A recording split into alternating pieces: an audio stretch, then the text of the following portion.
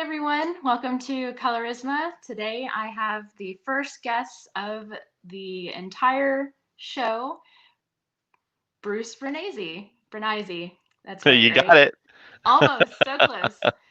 Alrighty, so kind of on the show, the whole point I'm trying to emphasize here is having artists kind of explain and show their passion for their work. And one of those ways I'd like to do that is to interview different artists and kind of get an idea about their path, on their journey, on the way to finding what they really, really find fulfilling.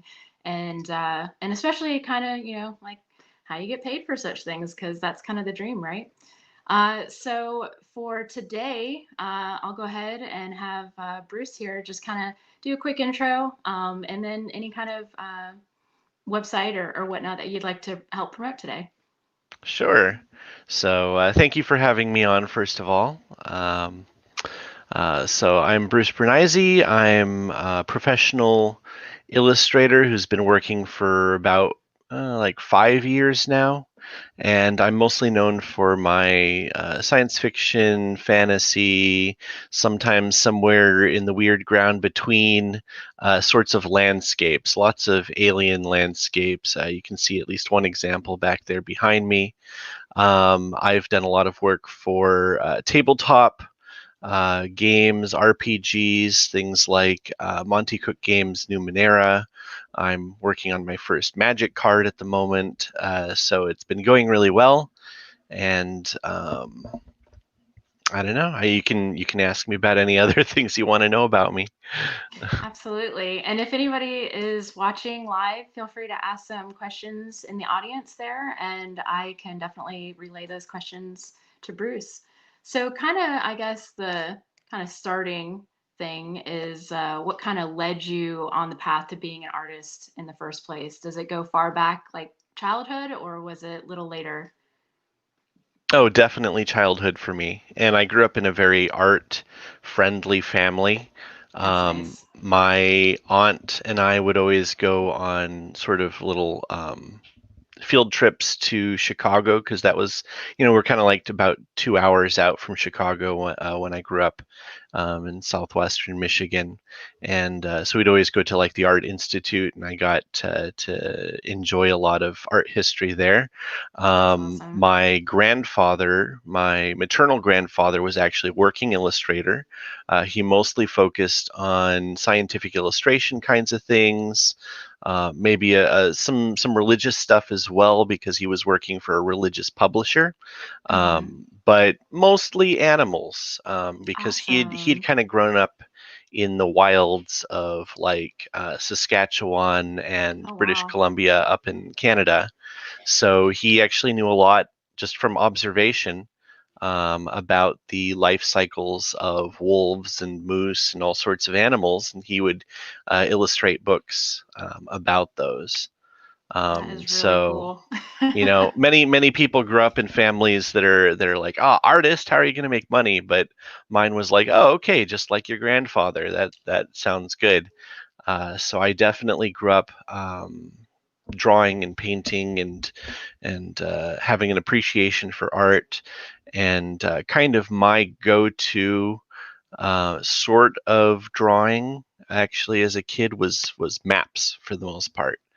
I Mm-hmm. did a lot of maps on the backs of math worksheets and things like that when I was supposed to be listening in Nice. class, and so somehow that kind of led forward towards illustration. That's awesome. Did you were you influenced at all like with the different books and series and stuff that you read as kids? Did you kind of like do Tolkien maps and all that kind of jazz? Oh, absolutely. Yeah. I mean, I grew up when I was a really little kid. My parents would read stuff like Narnia to me, and then they said, "Well, when you get a little older, you'll get to read this cool book series called The Lord of the Rings." And I was like imagining, wow, like The Lord of the Rings, what does that even mean? And then eventually, I don't know, like fourth, fifth grade, something like that, I started reading um, some of the fantasy that they had in there in their bookcase, and Nice. started reading some of that Lord of the Rings. Definitely starting with The Hobbit, since that's much easier. Mm-hmm. And seeing the maps and things in there certainly was an inspiration, and the kinds of places that were being described. Right. Um, so Good yeah, actually. descriptions in So that series for yeah, sure. sometime around that point, I also discovered the sci-fi fantasy section of my local library, and I was just, I like a lot of the classics of the time. Your Eddings, your Jordan, all of Mm-hmm. that. I was getting into those, and it definitely was a lot of inspiration. Yeah. Did you kind of get drawn right away to the landscape sort of things through the maps? Yeah, I definitely think that maps are kind of the bridge there, because it encouraged a kind of way of thinking about landscapes. Because when you're drawing the map, for me anyway, like the map was kind of the gateway to world building, Mm-hmm. and what I was putting in there, how I was drawing it, even like the kind of style that I was using, all of it was informed by, and also informing like everything that I knew about the history of the place, the ecology of the place, like Mm-hmm. what kinds of people are there, um, all sorts of things like that. So it really got me thinking in a very different way about landscapes and about how landscapes can tell a story. And that's kind of led on to what I do as my business now. For sure. Because I think a lot of illustrators who are really into characters, or even like your grandfather drawing animals, they think that the background is just kind of like the board. Like, okay, let me add in a background. Like it's a second Right, thought. right. But was that the case for you? Or did the map, because it's weird to connect, right? Because I don't, maybe drawing a background wouldn't be that exciting, but if I got told to draw a map, that even for me who's not a landscape artist already, I'm like, oh, that sounds kind of cool actually. So is that Yeah, I kind of think thing the that reasoning there is that what's interesting is technically not like whether it's a landscape or a character or whatever, it's the story. absolutely, The yep, story is what hooks people. The story is what gets them excited about being an illustrator.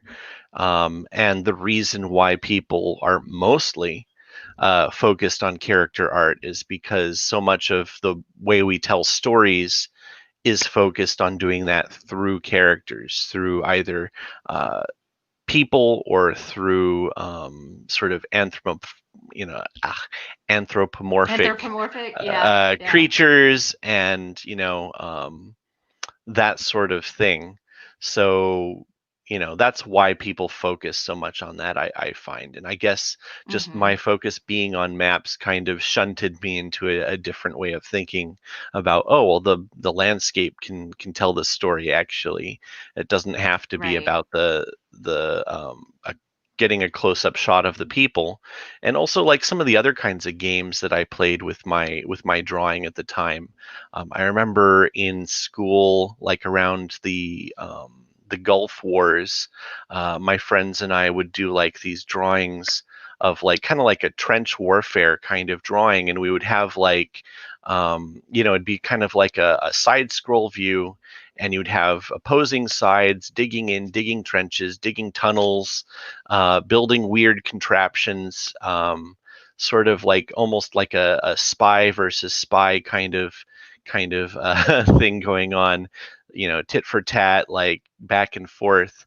And so even there, it was like, well, the stick figures themselves weren't telling the story. It was what they were right. changing about in the landscape that was telling the story as it went on. So yeah, it definitely was just like a different mentality that I had growing up, due to a lot of those Mm-hmm. initial experiences of like, oh, okay, well, we can have the characters down here as just like barely visible, but how they're changing the landscape, whether it's a sim city kind of like there's a city thing growing here, or a war, or a map, it's being changed by character actions, and we can see the story through that.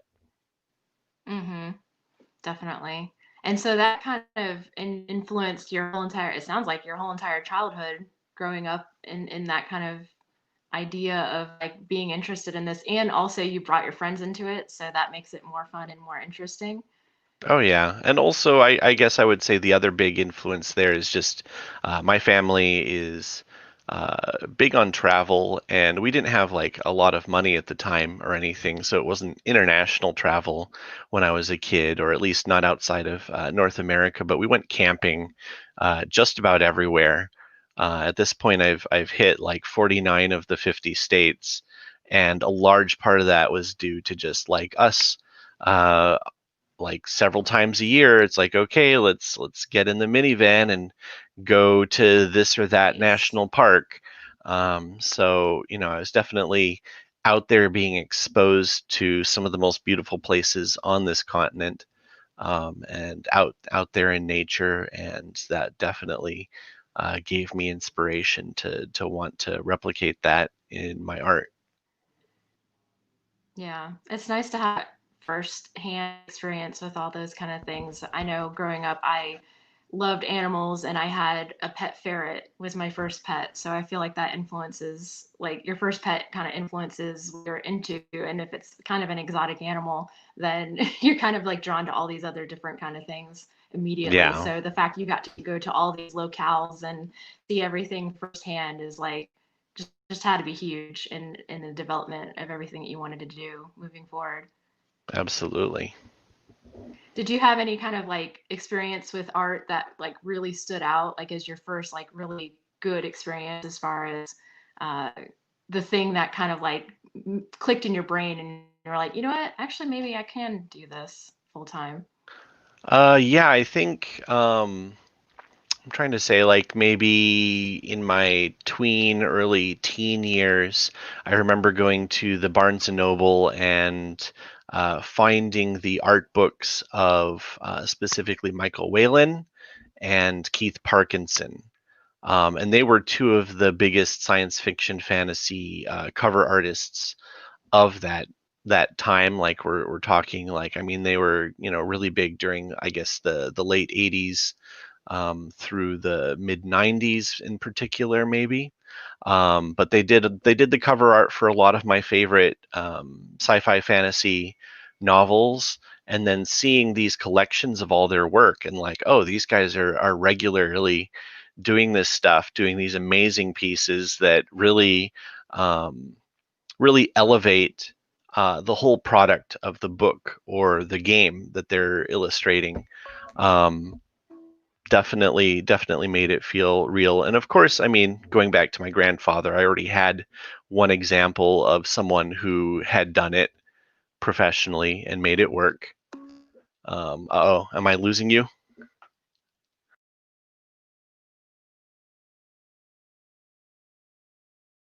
Uh-oh. Don't need to lose the host. Could be a problem.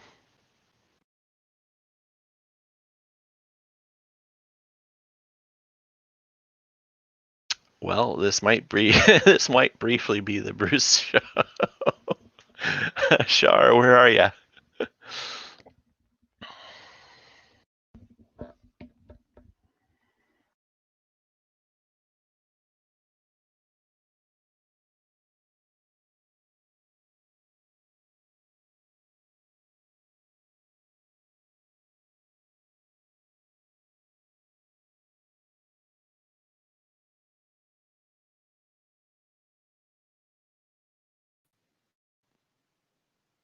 Hey.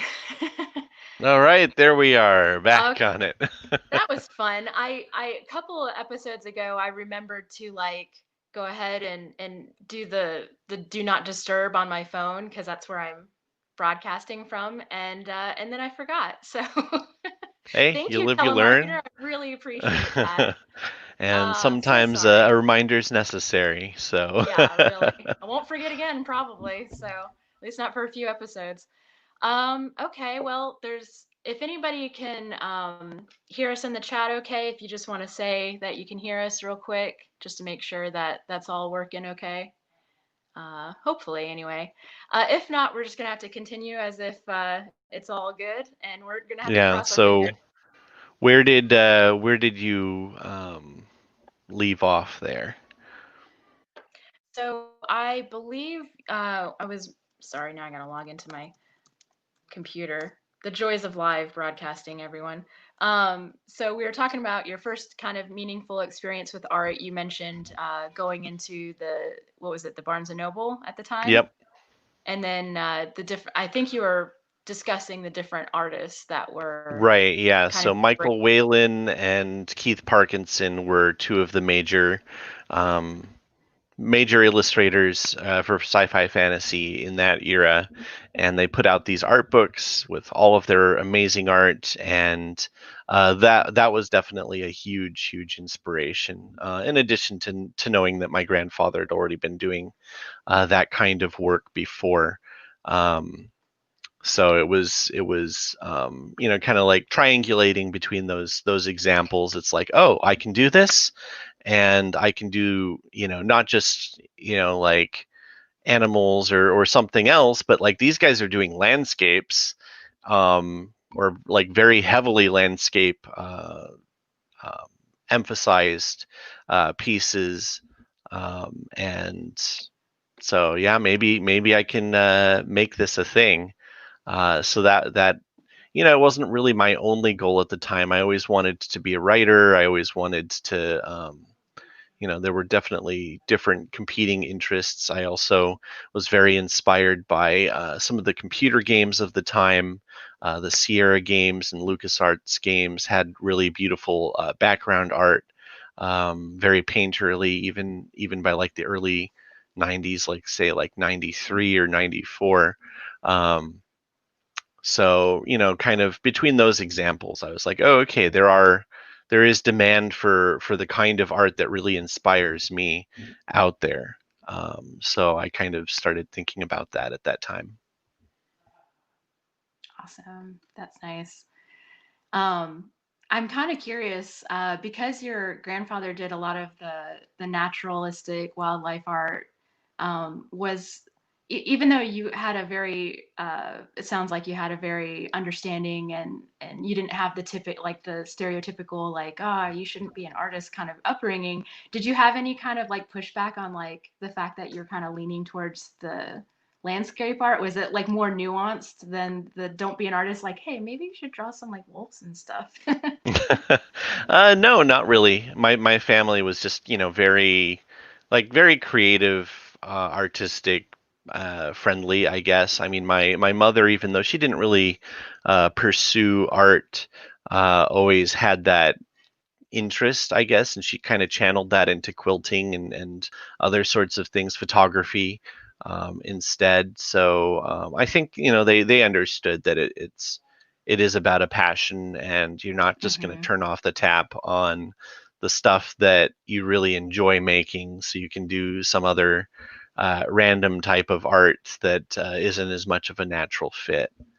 Right. That's So that's yeah, it was it really was nice. it was always more about trying to um, figure out like what I actually wanted to land on, because at the time, like even up through high school, I was still kind of like evenly balanced between writing and art.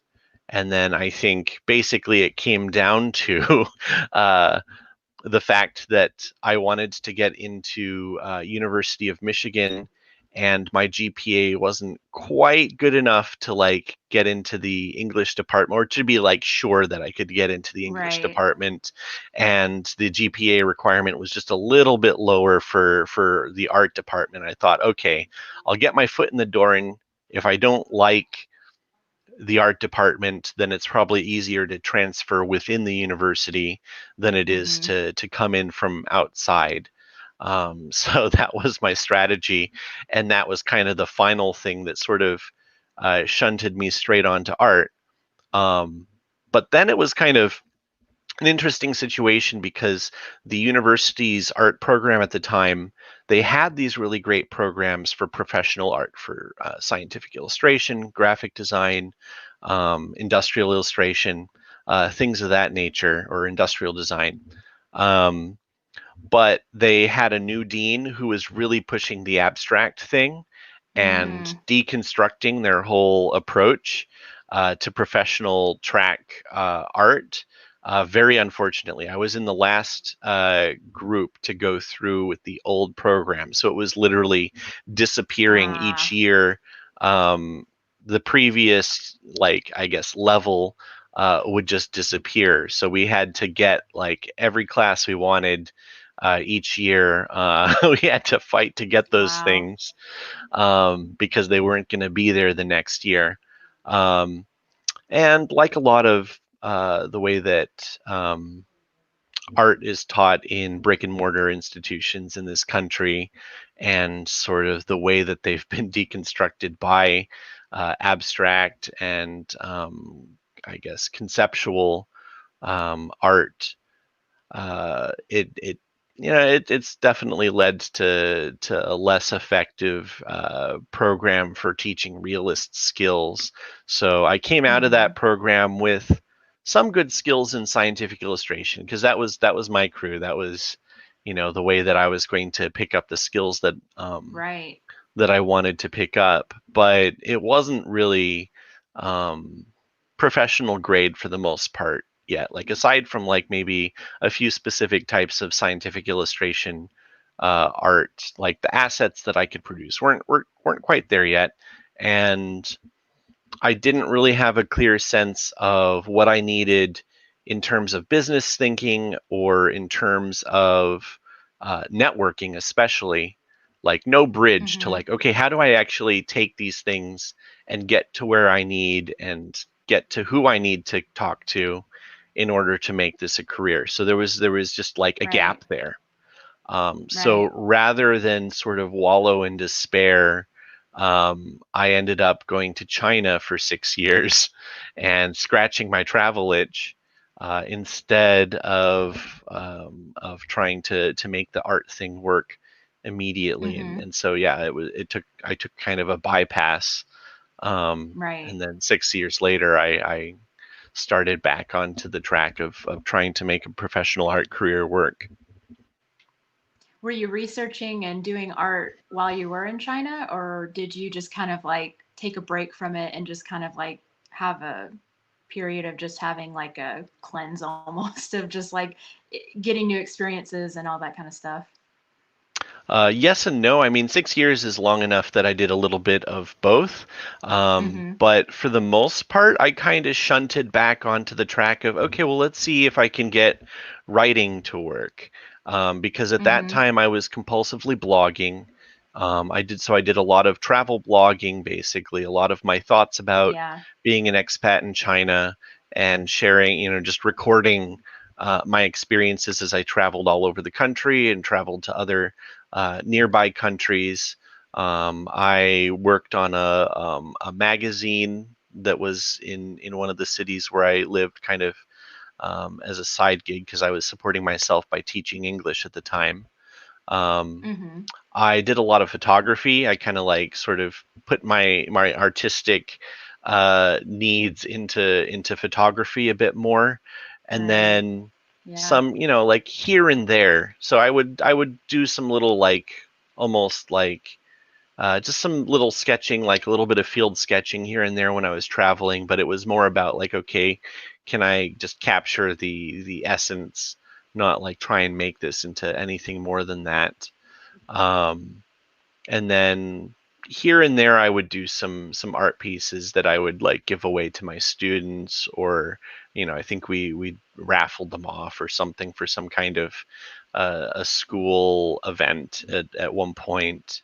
um, Mm-hmm. so I kept my foot in just a little bit, but I just didn't do a whole lot with 2D painting, drawing type of art during that time. Right. Yeah. Was it a limitation of materials at all? Like, did you just not have the physical? Like, I know you're a digital artist, but I didn't know Yeah, if that kind of thing prevented you from working on that kind of stuff, or was it just all the different things? I mean, it's right. kind of a. Oh, I've been overseas too, and it's kind of an overwhelming experience. And unless you're like really focused on doing one particular thing, you kind of have like this track mind of like, oh, I need to do this now, or this is the thing that's going to make it for me, or something like that. Yeah. Well, at the time, I will say that in college I was actually an early adopter for I was an early adopter of digital art. Like this would have been back in the early 2000s, I guess. Mm-hmm. So I don't even remember what what version of Photoshop. It was like Photoshop 3 or something crazy like 7 or that. something. Yeah. Oh, maybe I mean, it even was it was earlier. like Yeah. really it was an early one. This was before CS.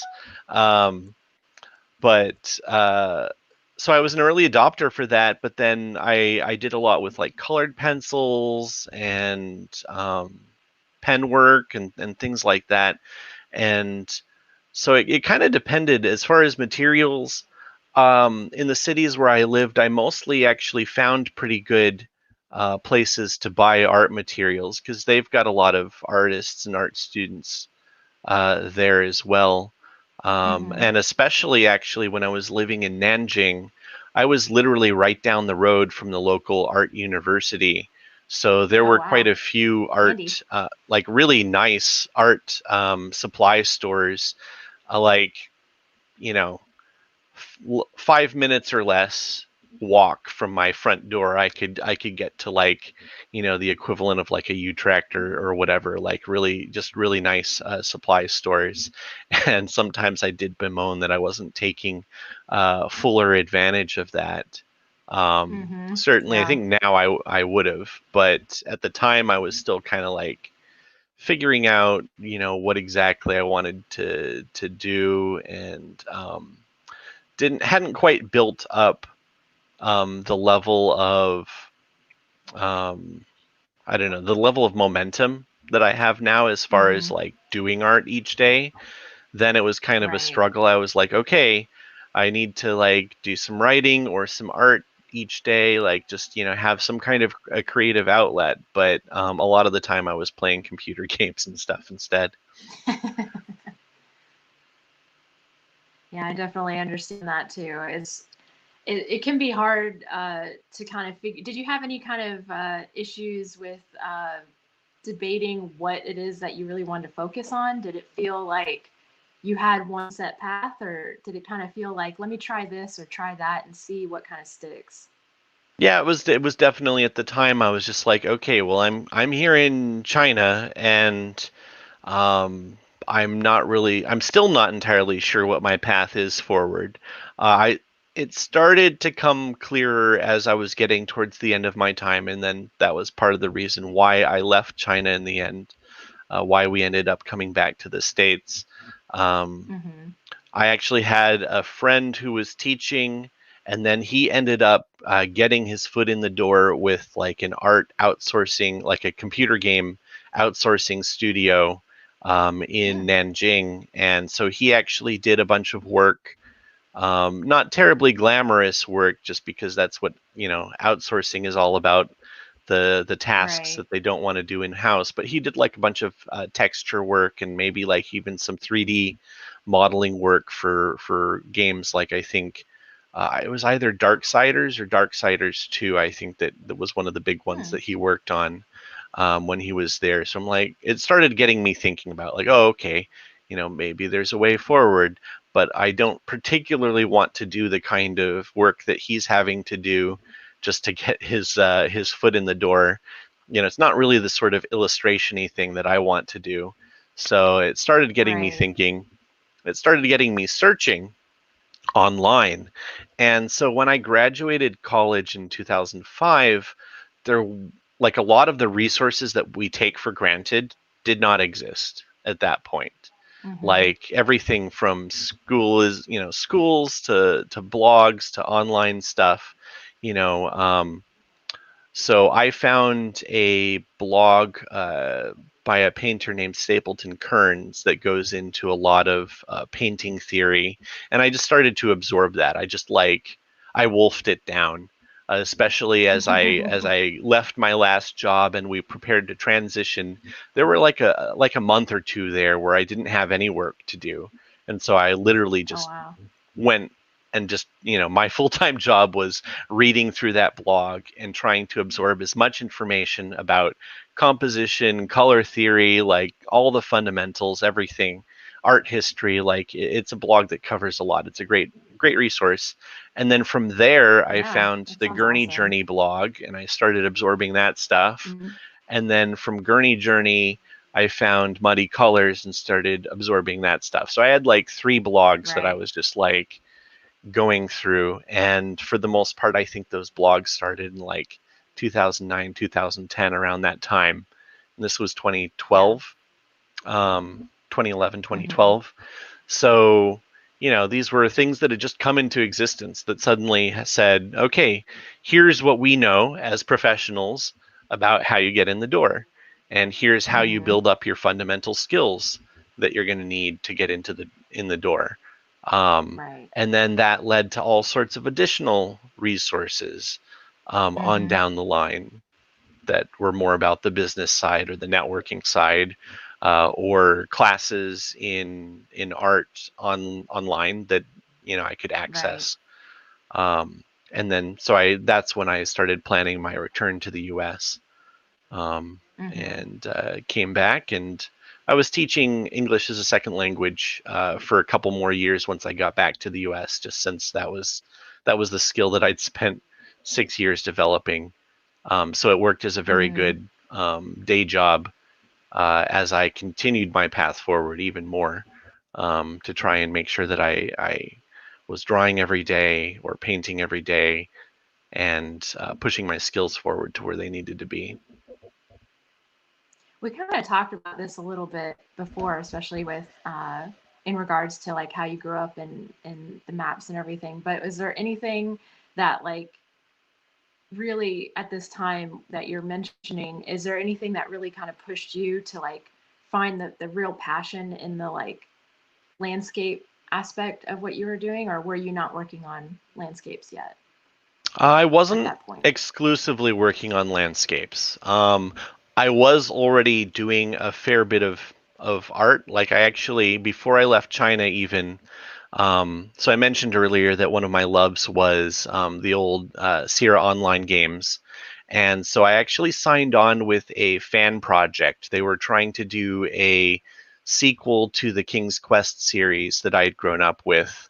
And so I started doing like they kind of had a program for developing artists to the point where they could use them for the project itself by having them contribute illustrations to a newsletter thing that Mm-hmm. they created. Um, so I was regularly getting commissions, just not ones that were paid at all. And so I was putting Gotcha. out art on the regular, and I was already discovering things about like what kinds of scenes. I mean, at the time it was agnostic. I just take whatever scene they gave me, but I was discovering more and Mm-hmm. more that the landscape ones were the ones that were the most exciting for me. Um, and then I kind of just continued that forward in the online classes that I took, Smart School, Schoolism, CGMA. I did Mm-hmm. a bunch of classes with a various services like that. And again, I found myself attracted to the environment based ones, and I started taking the Mm-hmm. environment based classes more and pushing forward that passion. And I remember there was an article on Muddy Colors from Lauren Panapinto, who I Mm-hmm. believe who's the high up at Orbit Books. She's an art director there. But she Right. was saying that you should focus on a passion when you're trying to get into the industry. You want Right. something laser focused. It's not necessarily because you have to, like there's nothing forcing you Yeah. to, but it's easier to Right. get in if you Mm-hmm. have that, like, okay, I've pushed this one thing to like really superb status. You're going to start getting work. So I kind Right. of actually, like a lot of artists, I pushed back on that at first. I'm no, I'm an illustrator. I can illustrate whatever I want. Damn it. Um, Yeah. but the more I That thought resistance about is it, I'm weird, like, right? yeah, I think that we all have that. I've seen so many people do the exact same thing. You're always like, no, I can do it, and then but you think about it a little bit more, and you're like, but do I really want to do all those other things? If I'm not that excited about character design, Right. do I have to? Uh, do I have to do like, I don't know, vehicle design or something else that's like completely outside of my normal remit if I don't want to? Like, no, actually, you can focus on the stuff that you love, and you're going to get a lot Right. farther if you do. So yeah, kind of like over that period of time after I came back from China, it started to really dawn on me more and more. Like, oh, I am a landscape focused artist. That's my happy place. Like, if you can just give me Mm-hmm. a canyon or a cliff face or a mountain or something, I will just happily uh, paint in that realm, um, and get really good results because I'm happy. Like, the happiness of it comes through. Um, Mm-hmm. in the results. Is So yeah, there, that definitely occurred to me during that time. for sure. Is there any one project during this time, maybe either through a commission or uh, even a personal project that really like honed it in for you, or was it just gradually over time you kind of made this realization? I would say yeah, it was kind of gradual because even up till like 2016, I still had a couple of character design pieces um, that were successful, that look really good and have a good sense of story, and that I think were very successful pieces. But I was just doing more and more environment landscape type pieces, either through the classes that I was taking, and I guess even just like the choices of classes were mostly Mm-hmm. starting to focus in on landscape. I was taking like Nathan Fowkes's classes, and he's very landscape Yeah. oriented for the most part. I was taking a class at CGMA that was an environment course, from an environment concept designer there. Um, so just the types of assignments, I guess, that I had, and also I got my first client, or I got first couple clients.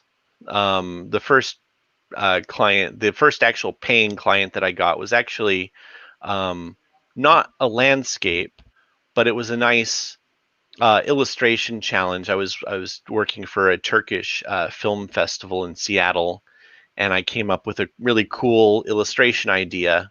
Um, but it wasn't really a landscape. It was just like, oh, okay, cool. I came up with like something that's sort of metaphorical. Um, but then Mm-hmm. my first sort of ongoing client was like really a bad fit, like almost like those horror Yeah. stories, typical horror stories. Don't go on Craigslist and try and find your clients that way, because you're gonna find the absolute Yeah. bottom of the barrel, like 99% of the time.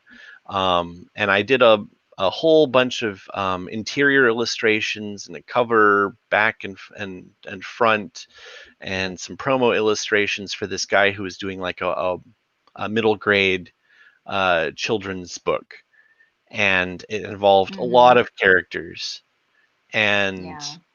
that was definitely the clincher for me, that like, nope, I do not want to be doing all of these character centric pieces. These are hell, Right. and every time I get to Yeah. do a landscape instead, then I'm actually happy. um yeah, Mm-hmm. sometimes it has to get to a painful level to really be obvious, like, you know what, I don't want another client like that one. I would like to find Right. different clients, please. You'd be willing to turn down clients at this point to just not have to do that again. Yeah. Oh, and it was also, That's when and you kind of know. it was terribly paid as well. Like, I mean, I think I did something Yeah. like 30 or 40 illustrations for this guy in total. Most of them were black and white interiors. Um, but I was getting paid like $40 per black and white interior, which is just insanely Getting low. there. Insanely low. Mm-hmm. Yeah. Um, Yeah. so it just, really emphasized, like, because I was like trying to like finish 3 of these things in a week or every week and a half or Yeah. something like that. Um, that it was just, there was no way that that Yep. was even close to sustainable. And it was painful. And so it was just like, okay, if I'm going to do this, I need to change some things. Yeah. It sounds like it. Is that kind of one of the things that you felt was difficult about the process in this time period in your life? That kind of just sorting out what kind of projects really made you happy and which ones really didn't feel worth the time?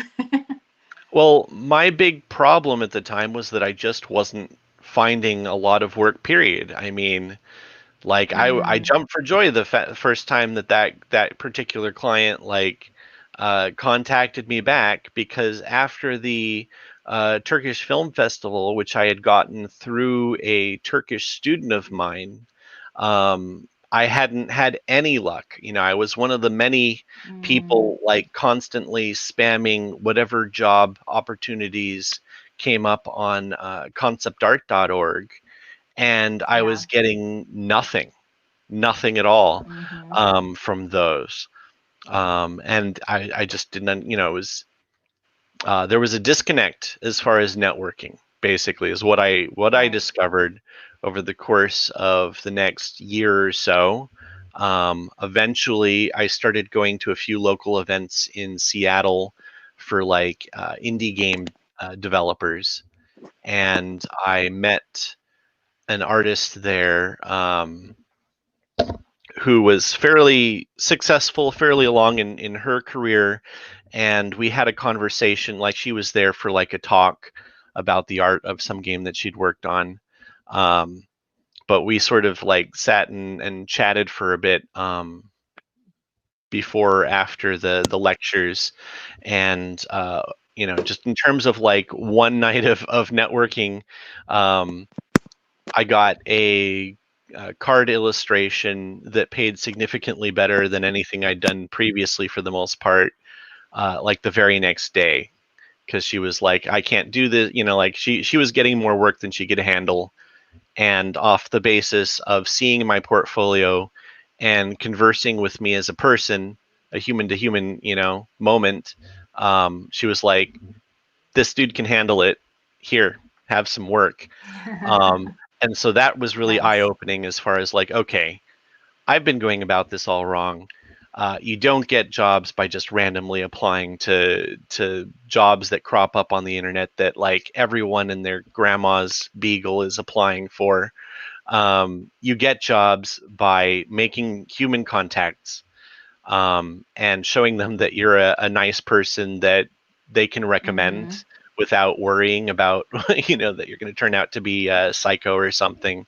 um, Right. that plus a solid portfolio uh, of work Mm-hmm. that they can be like, okay, I can definitely recommend this guy for landscape jobs. That's solid. That's the type of work he's looking for.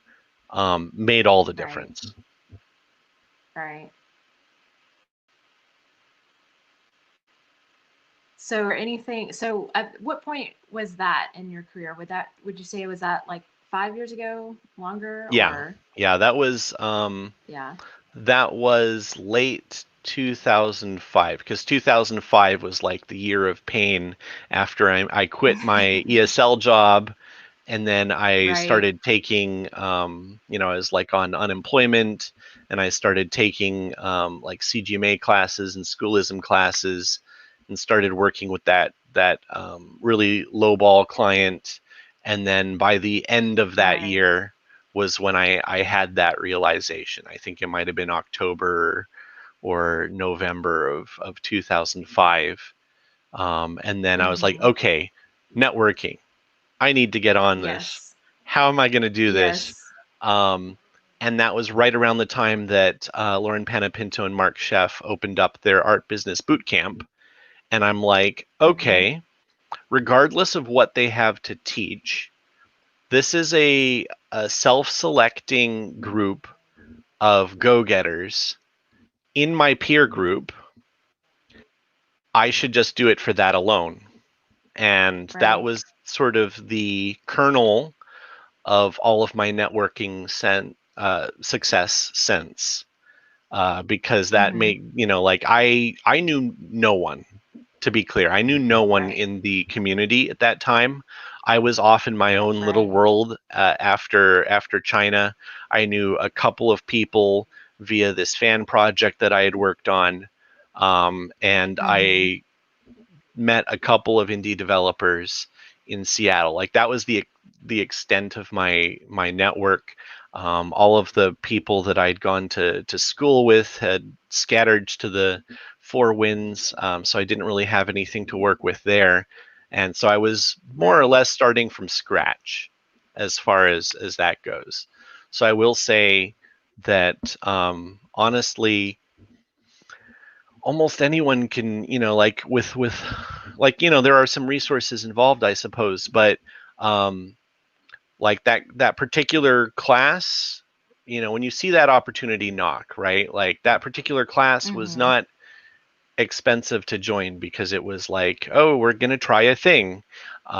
It was online, so you could join it from anywhere in the world. Um, and Right. everyone was getting to know everyone. So you could, like me, you could be a complete nobody, and then everyone was friending everyone. So suddenly I had a list of, like maybe 100, at least 100 or so other illustrators and artists. Most of them were in fantasy, but not all of them. Um, Mm-hmm. to grow my network from, and then on the basis of that, as far as like how especially Facebook works, is that you see how many friends you have in common, and you can start to like, um, on the basis of that, like I could get all the other people who go to like Spectrum and LuxCon, Yes. to friend me, and I could start to see their work, and I could start to interact with them online, and kind of, even though I have like some social anxiety issues, before going to a single event with any of these people in person where I would be very anxious, I could start to get to know them, and they could get to start to know me in kind of relatively safe fashion. Low risk fashion, and that kind of just got a huge snowball going for me. Mm-hmm. So that would you kind of classify that as maybe the networking side of things as the most difficult, as far as like the thing that you had to really try to persevere through in order to kind of make the path happen that you did? Um, I would say the problem was getting to that realization in the first place for me. Mm-hmm. I was just Yeah. particularly hard headed about the whole thing, and maybe again because I had some social anxiety issues coming into it. But yeah, I feel like I was very late to the realization that networking was crucial. Um, Mm-hmm. Once I actually realized that and started working on it, I had a network that was starting to benefit me, um, within less than a year. Mm-hmm. That's awesome. And That's also kind of part. nice to actively. We Oh, might be I think having a I'm. little connection issues. Yeah. Yeah. Go It's on. always You were fun. saying. Oh, just that it's just nice to have a little bit of time where you're working towards something and then you can see the benefit within a relatively short amount of time, actively working on something, and then you get to see results from it. Yeah. And part of that, of course, was because I had been working in obscurity for a while. By the beginning of 2006, I was doing professional quality work already, so that made it easy for even relatively newish contacts and friends to start recommending me for gigs. Um, Interestingly, that same woman who recommended me for the gig at that indie dev get together also recommended a drawing get like a monthly drawing get together, and in less than a year, one of the other members recommended me for a gig that led to my Numenera work that has led to so many other things since. Um, so yeah, really, really, it's about creating the right conditions for those opportunities to happen, because there is a big aspect Yeah. of luck. If I had been in a different part of the country, it would be different opportunities coming my way, you know, if it were different people that I were meeting, and so on.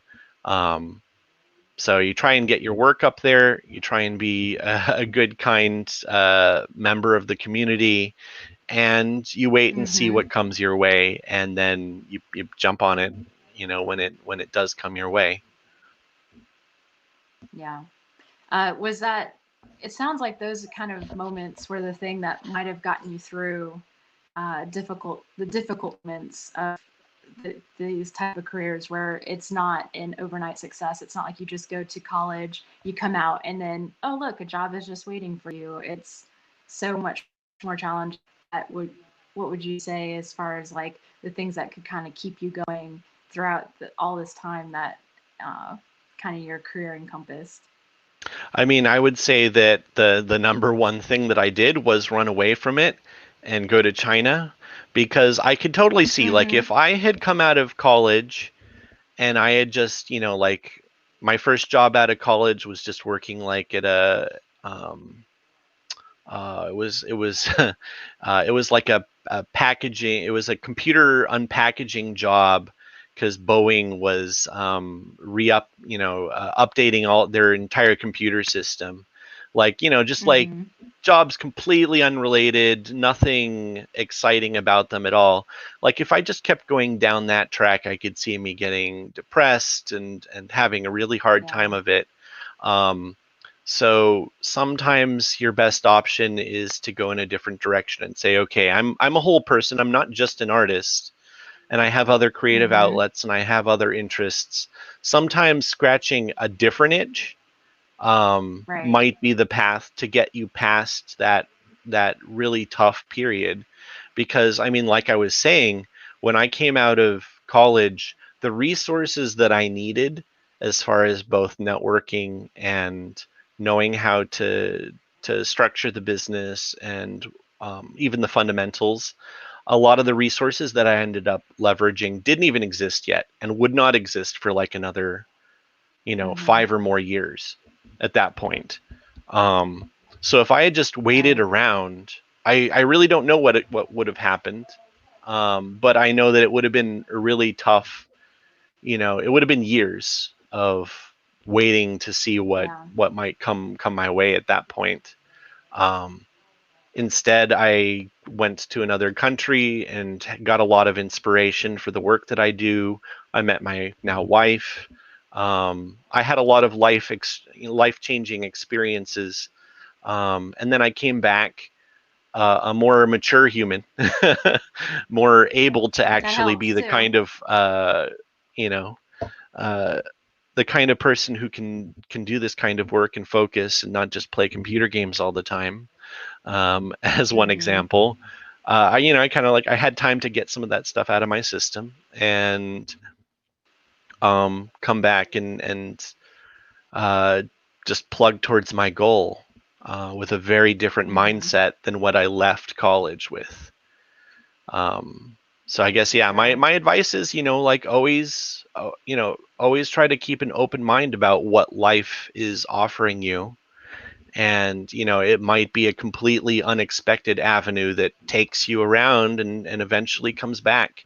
Because I think the Mm-hmm. thing that a lot of, as they say, aspiring artists, and I hate the term aspiring as far as art. Yeah. um, a lot of aspiring artists um, worry that if they get off that art track, then they will be giving up their art Mm-hmm. badge, and they can't get it back. Right. And that's so untrue. Right. Artists, you can't. The reason I don't like aspiring is because art is not something that you aspire to. Art is just something that you do. It is a part of you Right. that cannot be taken away by anyone, even if you're not doing it professionally. Who cares? You can still do art. You can still work towards that goal. Everything that Mm-hmm. you do, including the non-art jobs, can still be a stepping stone where you learn relevant skills, where you make yourself financially sound so that you're able to pursue art Mm-hmm. on down the line when it's reasonable to do so. Um, so just Right. don't discount any of those options. I would say you just have to. The passion's still there in you, Absolutely. so just keep it going. Don't let yourself burn out. And follow whatever path you have forward, even if it doesn't look Mm-hmm. like what you expected that path should look like. Because I feel like many of the very successful artists followed weird paths um, towards their art. Like that's not an uncommon thing, that the people who somehow managed to get their foot in with just the right opportunity um, found a really weird way to go about it. um, that just ended up giving them whatever edge they needed at the right time to take that opportunity when it came. Mm-hmm.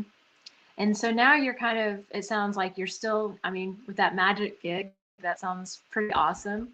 You're doing some freelance, and Mm-hmm. you also have a Patreon, right? Yes.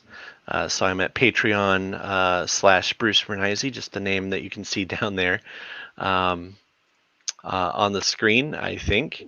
And yeah, so the Patreon project is my own personal world building project, where it's Mm-hmm. kind of similar in some ways to my Numenera work. It is another post apocalyptic, far future. Things are weird. Society and the world as we know it has changed completely.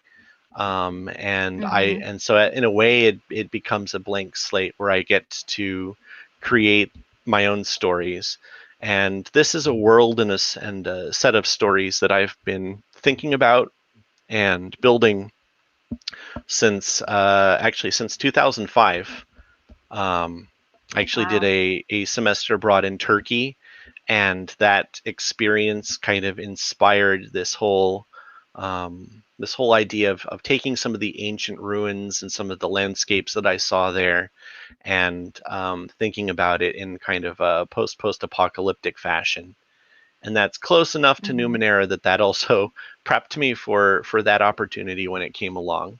But now I also want to do my own work, and I want to build my own thing. And so Right. that is what I'm exploring there. And the end goal is definitely maps and world building and short illustrated stories, maybe longer ones eventually. But all of my interests and passions kind of coming together into one project. And I try and I'm keeping that alive and moving forward via Patreon.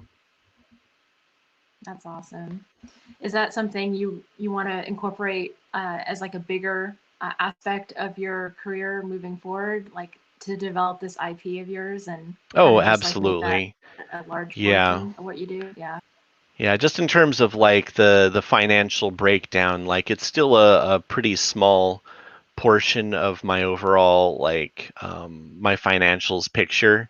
But it is Mm-hmm. growing and significantly, and at this point, it can kind of, like, I would say, every few months maybe, like it justifies the equivalent of like a professional illustration that I might do for a client. And so the more it grows, basically the more time I can devote to that.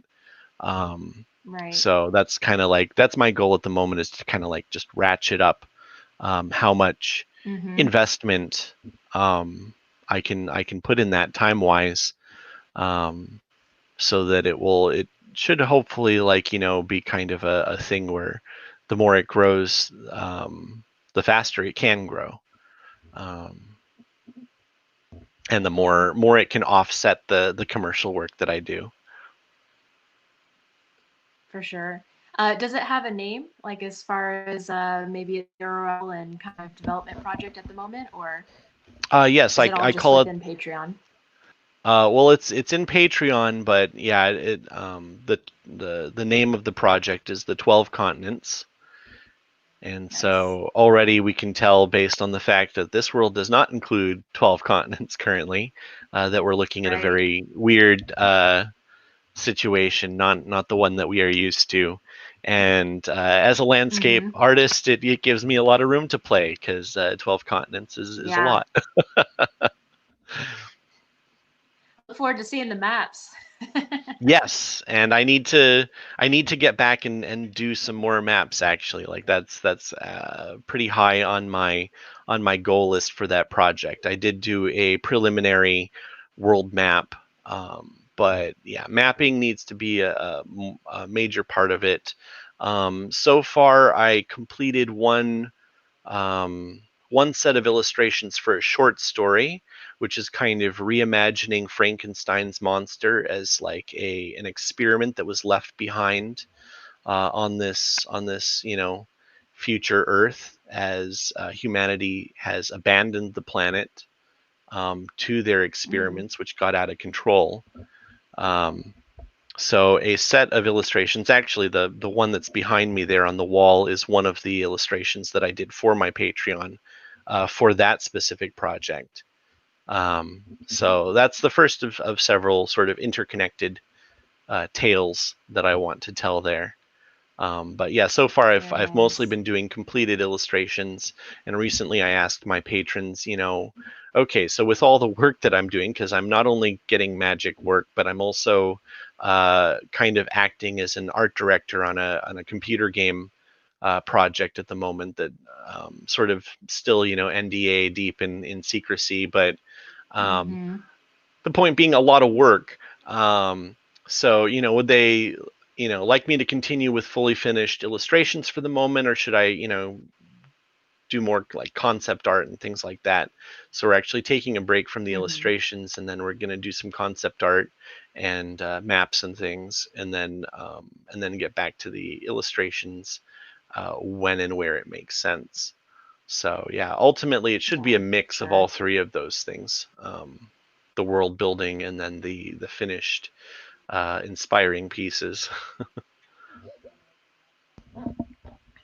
I look forward to seeing more of it for sure. Thank So you. if anyone is watching and they want to go ahead and back any artwork that you are currently either doing for your personal project or just kind of the concept sketches and final illustrations, where's the best place for that? Well, you can find all of my art and all about me from my main website, which is just www.brucebrenneise.com. And then from there, there is a link as well to the Patreon. If you want to go directly to the Patreon, it's patreon.com/Bruce Brenneise.